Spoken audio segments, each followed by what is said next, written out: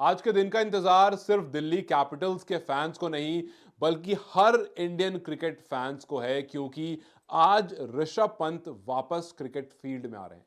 आज ऋषभ पंत वापस से प्रोफेशनल क्रिकेट खेलने आ रहे हैं, क्योंकि दिसंबर 2022 में जो एक जबरदस्त एक्सीडेंट हुआ था, उसके बाद उनको खुद भी नहीं लगा था कि वो दोबारा क्रिकेट फील्ड पर आ पाएंगे। उन्होंने तो यहां तक कह दिया था कि मुझे यह भी नहीं लगा था कि मैं वहां से बच पाऊंगा। अगर आप उनके सोशल मीडिया पर जाएंगे तो उनकी सेकंड डेट ऑफ बर्थ उन्होंने लिख रखी है, यह बता करके कि उस दिन मुझे दोबारा से जन्म मिला था। हमने कल देखा एक विकेट कीपर बैट्समैन को एक साल बाद आते हुए, और आज एक बार फिर से एक विकेट कीपर बैट्समैन दोबारा से आ रहा है। ये वही है जिसको कहा जाता था कि एमएस धोनी का सक्सेसर होगा, और एमएस धोनी को बहुत ज्यादा इंस्पायर भी करता है। लेकिन उस कार एक्सीडेंट के बाद एक जबरदस्त ब्रेक लग जाता है इसकी लाइफ में। ऐसा ब्रेक जो इसको क्रिकेट से दूर कर देता है, ऐसा ब्रेक जो इसको सोशल लाइफ से, हर तरह से, हर एक्सरसाइज से, हर तरह से दूर कर देता है। लेकिन ये लड़ाई लड़ता है, ही फॉट बैक, और वापस से आज मैदान में आ रहा है। और पता है सबसे अच्छी बात क्या है?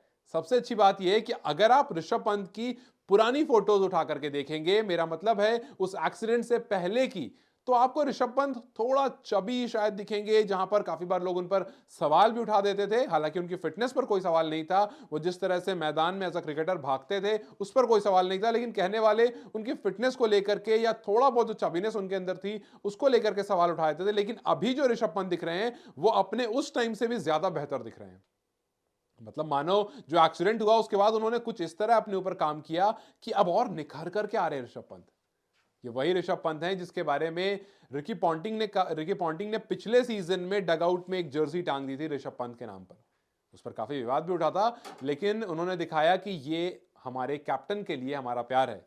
उसके बाद वो अपने टीममेट से मिलने भी आए थे, और अब फाइनली वापस खेलने आ रहे हैं। तो ये ऋषभ पंत 2.0 जो आने वाला है, ये जबरदस्त होने वाला है।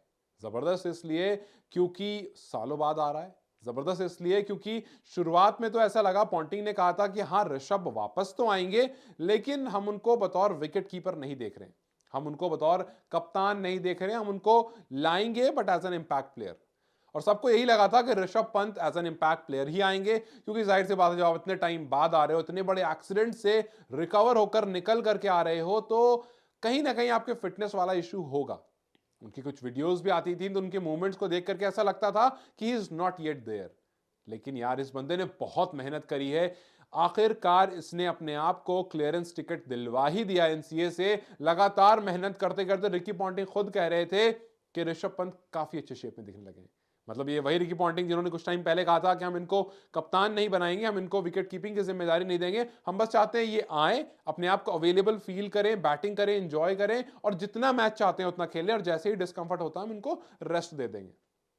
लेकिन ऋषभ ने कहा कि नहीं नहीं, मुझे इतनी सारी फेवर की आदत नहीं है, मुझे इतने सारे फेवर्स नहीं चाहिए, मैं कोशिश करूंगा कि मैं फुल फ्लेजेड तैयार होकर आऊं। और एनसीए ने कह दिया कि ये पूरी तरह से तैयार है। और जैसे ही ऋषभ के फैंस ने ये बात सुनी कि ऋषभ पंत पूरी तरह से तैयार है, उनको गाबा याद आने लगा, उनको वो नो लुक शॉट्स याद आने लगे, उनको वो जितने अजीबोगरीब शॉट वो खेलते हैं, जितने बैट करके पीछे मारना, इतने भी शॉट खेलते हैं, वो सब याद आने लगे। उनको याद आने लगा T20 वर्ल्ड कप।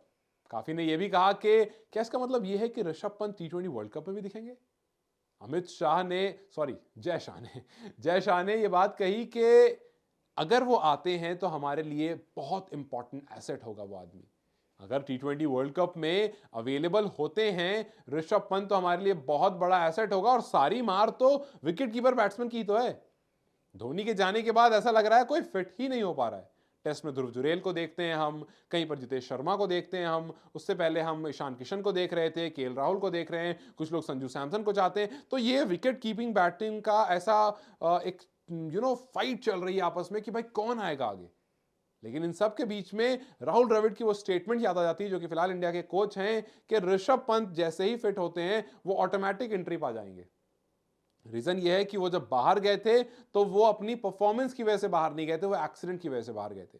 तो हम उनके दोबारा फॉर्म में आने का या फिर उनको जाकर के रणजी या फर्स्ट क्लास मैचेस खेलने को नहीं कहेंगे। अगर वो फिट एंड फाइन हो जाते हैं, एनसीए से उनको क्लियरेंस मिल जाता है, तो हम उनको टीम में ले लेंगे।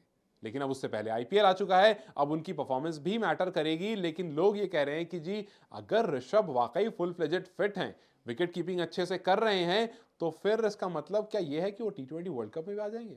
खैर, इसका जवाब तो हमें तब मिलेगा जब हम उन्हें मैच खेलते हुए देखेंगे। इसका जवाब हमें तब मिलेगा जब हमें वो मैदान में दिखेंगे अपने उन शॉट्स को लगाते हुए, वो डाइव मारते हुए, वो कैचेस लेते हुए जिसके लिए वो जाने जाते हैं। तो ये सवाल वाकई में बहुत बड़ा है कि क्या ऋषभ पंत इतने तैयार हैं कि वो टी20 वर्ल्ड कप में विकेट कीपर बैट्समैन की तरह खेल सकते हैं, या फिर अभी उनको और टाइम लगेगा और आज वाले मैच में वो अभी शायद पूरी तरह से अपनी इन्वॉल्वमेंट ना आपको दिखा पाए।